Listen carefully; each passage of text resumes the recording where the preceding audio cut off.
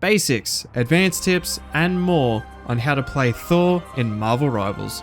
Let's kick it off with the basics. So his basic attack, pretty simple, just a melee with his hammer. Best to mention Thor's passive before we get into his abilities. Thor's abilities uses charges from his passive, which is called Thor Force, and that is represented on the screen by the 3 Mjolnirs. Using abilities will grant Thor a shield, and you can recover more Thor Force by just auto attacking. Thor's first ability is Hammer Throw. Pretty simple, just throws the hammer at the target and returns to Thor. And as you can see, it uses one of the charges and grants us a small shield of 100. Next is Storm Surge, which is Thor's mobility ability. By holding this down, he starts to spin Mjolnir and charges forward, knocking back enemies. This also grants a shield of 100. His next ability, Lightning Realm, sends an AoE ability around Thor, and this recharges his Thor Force by how many enemies you hit with it. So let's say I use 2 charges, and then use E, and then I get both of them back. Thor's last basic ability is Awakening Rune, which makes him float in this stance, and instead of his normal basic attack, he throws out lightning. With the Awakening Rune, Thor also procs lightning damage around him.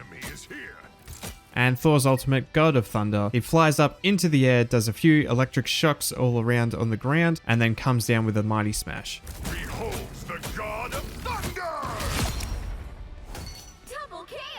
That's all of Thor's basics out of the way, so let's get into his more advanced tips and tricks. Starting off with his Hammer Throw. Hammer Throw has a range about 23 meters.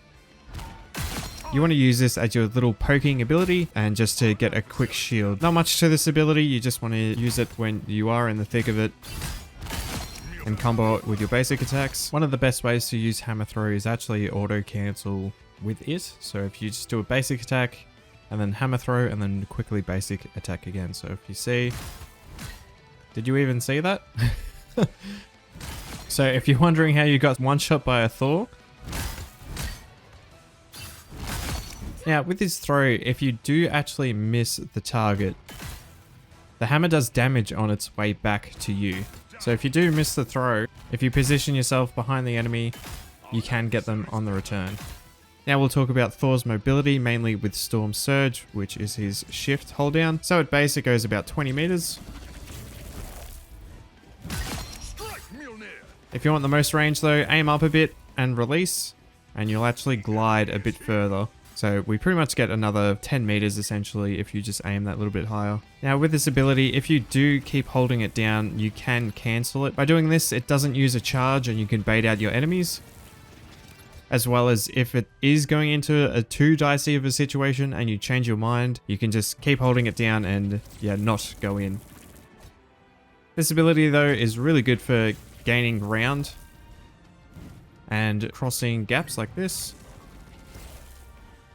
With his shift as well, you can dash in, get some auto attacks, start charging it back up, and then push the enemy into your teammates, pick them off pretty quickly. So a really good basic movement tool for Thor. Should probably talk about this before I go any further. So Thor's abilities all have the same recharge timer, so he works a lot different compared to all the other heroes in the game, where pretty much you use each ability as soon as they're off cooldown. Where with Thor, if you use one ability, you are kind of vulnerable for those 2 seconds. So let's say if I charge in, I can't use anything else apart from my E, which recharges my Thor Force. So if I go in, this is the time where you weave in auto attacks, use your other ability. So his passive is a bit deceiving. It says that by landing your basic attack on enemies instantly recharges Thor Force. That's kind of true and kind of a lie. So by my understanding, that just sounds like, okay, if I've used all my Thor Force, 3 auto attacks, and then I have a full charge back, which that is not true.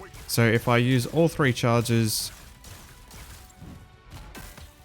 and then auto attack, you can see I've only received 1 charge.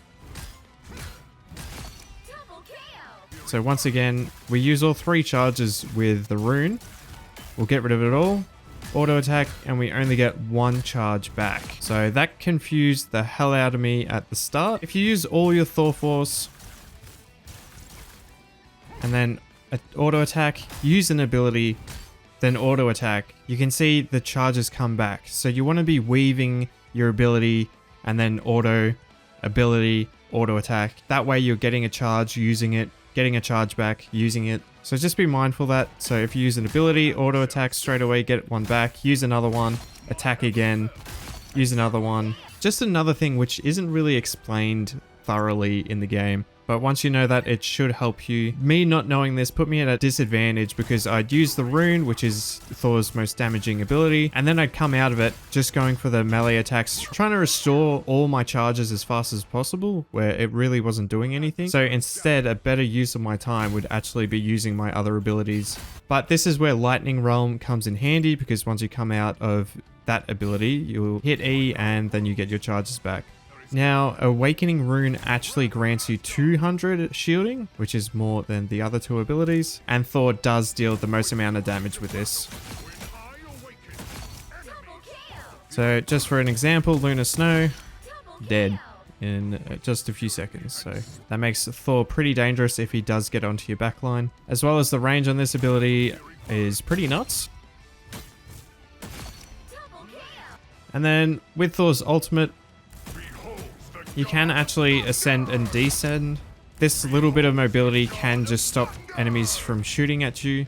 Your slam damage will not hit below you, it will just hit the ground. So another example, you can see the electricity hits them, but not the actual slam damage. That will not hit. So you want to be placing yourself over the ground which your enemies are standing on. Now, you do fly up, but if you want some extra height, jump, shift up, and then go into your ultimate. This will put you at the tippity top height in the game, and enemies aren't really looking up that high. Now onto combos and pretty much just how I play Thor in general. If I have all my 3 charges, I want to be prioritizing my awakened state, because this is dealing the most amount of damage as well as giving me a big shield.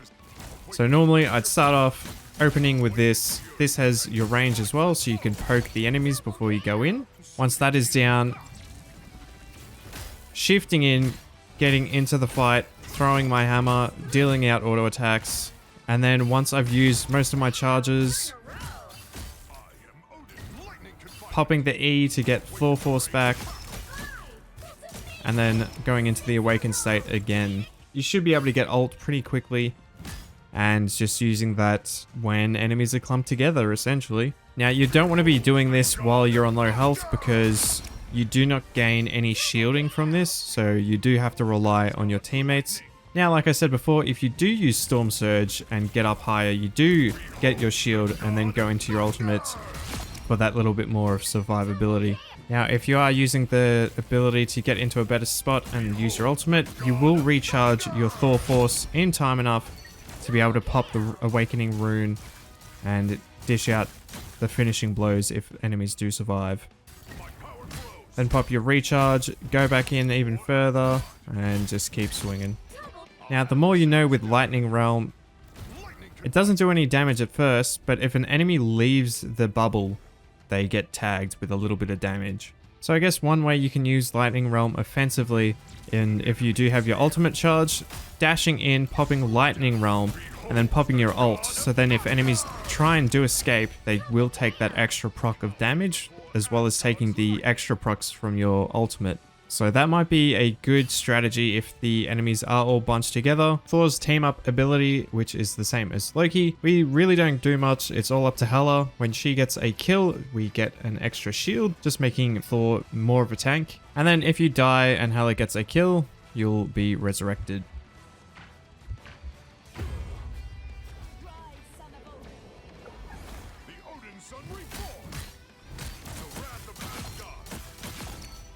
Not much else I can explain in here, so we'll go on to the gameplay clips and see what we can find there. Starting out in this first clip, we are engaging by using our Awakening, just trying to get as much damage as we can onto Strange. And then I think this is a good time for me to ult by dashing in and then popping the ulti, getting onto the backline, but being able to kill Jeff, thank God. Then once again, popping the Awakening, taking out Moon Knight. Hela pops her ulti, so we can't really do much about that, so we turn our eyes onto Mantis, take her down, and go from there. Now this next one is an example of what not to do in a Thor, and that's bunch up into a corridor, popping Thor Force and just aiming down the line. You will not miss any targets. Just diving in.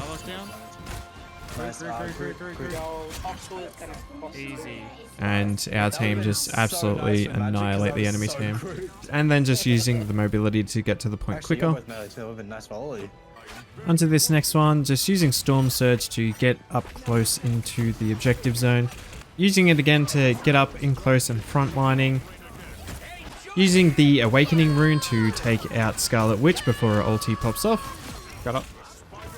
Nice. And then pretty much just going for the healers and DPS and then turning onto Strange. We managed to push the objective and pick up a triple kill at the end of the game. Oh, triple? Nice. Onto this next one, we are on the defense now and we're just using the Awakening just to poke down the enemy as best we can without putting ourselves in real danger. Now once we are in this state, we are more on the vulnerable side once our shield is depleted and we are relying on our healers. But we are dealing a lot of damage, so we should be fine. Got him. Nice. So once again, opening with the Awakening and then moving on to the objective as we spot out the Black Panther. Popping the Awakening just to get that big shield. And now I'm just trying to find a good time to use my ultimate. Nice. Punisher has set up on his gun, so I've just dashed in and give him a big whack on the old noggin. And then peeling my teammates by knocking Venom off with a dash in as well. Nice. Next up, I'm actually disengaging by shifting out of the fight as I do get hooked by Winter Soldier. I do go down to very low HP but manage to get off the Awakening to give me that 200 shield. Once again going down pretty low, so I'm just trying to get back to my team as best as I can.